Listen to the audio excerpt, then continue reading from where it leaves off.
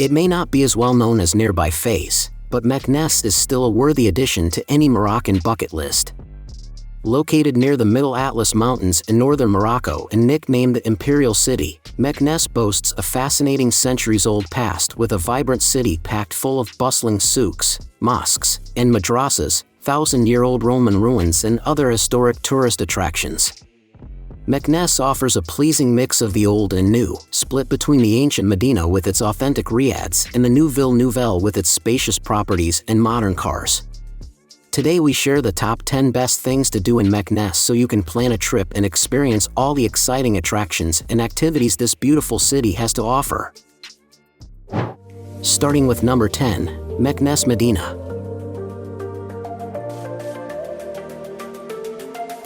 You can't miss the narrow and gloriously traffic-free streets of the ancient Meknes Medina.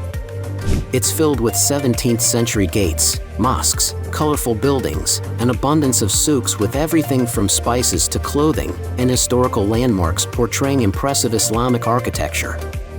In fact, many of the must-see historical landmarks listed above can be found within the labyrinthine streets of the Meknes Medina. Admire the architecture of the Bab Mansour Gate, explore the Bou Inania Medersa, and discover the tranquil courtyards of the Mausoleum of Moulay Ismail. At number 9 is the Bab Mansour Gate. Meknes has over 20 gates surrounding its Medina, but Bab Mansour Gate is the most iconic. A striking example of Almohad architecture, the gate is carved with Arabic calligraphy that translates to "I am the most beautiful gate in Morocco. I'm like the moon in the sky. Property and wealth are written on my front." And beautiful Bab Mansour certainly is. The last important monument to be built during Sultan Moulay Ismail's reign, who had it built as a homage to himself. It's covered in white and green zellige tiles and carved with Quranic panels. At number 8, Hedim Square. Hedim Square, also known as Place Hedim, is a famous square that forms the heart of the Meknes Medina. It was built between 1672 and 1674 by Moulay Ismail, who demolished a large part of the old city for this square and his palace, marked by the glamorous Mansour Gate. Historically, the square was used for public executions, royal announcements, and as a storage area. Today, it's the perfect spot for people watching.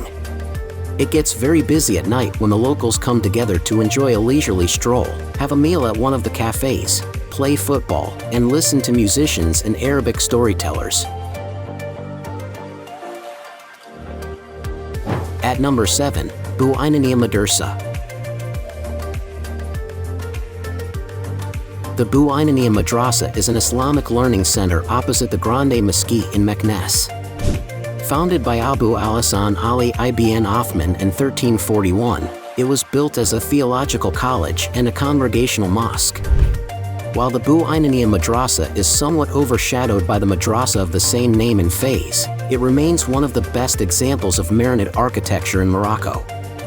It boasts some spectacular zellige tiles, geometric pattern stucco, and carved cedarwood ceilings. At number 6 in our list, Royal Stables.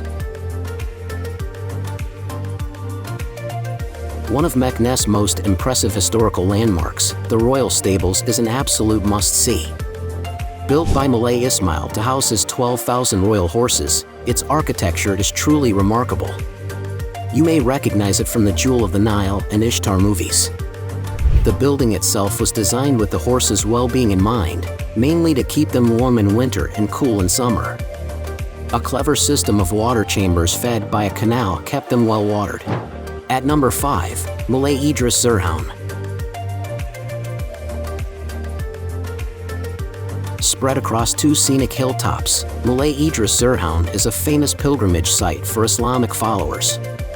This attractive town was built on the slopes of Mount Zerhoun in the 8th century by Moulay Idriss I, who founded Morocco's first dynasty.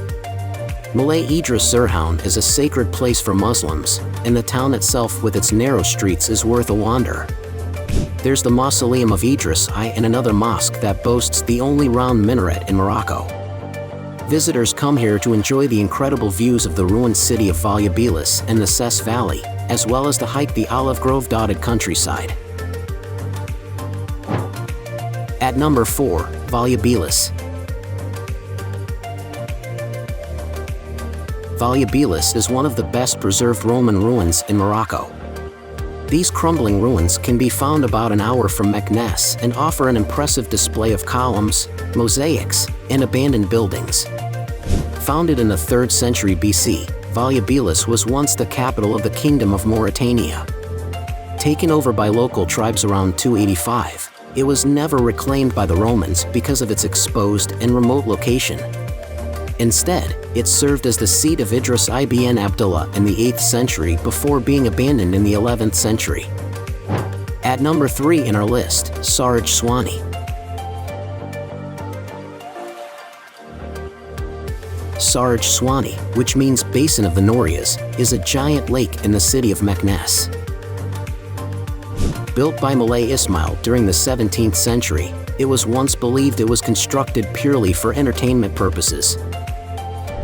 Later accounts suggest it was more likely intended as a reliable water source for the city. The lake was filled from 10 wells dug near the Sahrij and from the Wadi Boufcrane, which runs down from the Middle Atlas Mountains. Today, however, only the ruined foundations remain the result of an 18th century earthquake. At number 2, Mausoleum of Moulay Ismail. The Mausoleum of Moulay Ismail is the final resting place of Morocco's warrior king.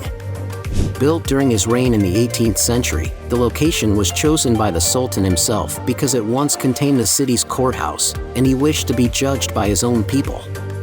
Granted, the mausoleum doesn't look like much from the outside. In fact, many visitors don't even notice it. But step inside, and you'll be enthralled by the several interconnected courtyards with their elaborate mosaics, marble columns, carved plasterwork, and tinkling fountain. Check out the number 1 places in our list, Dar Jamaï Museum.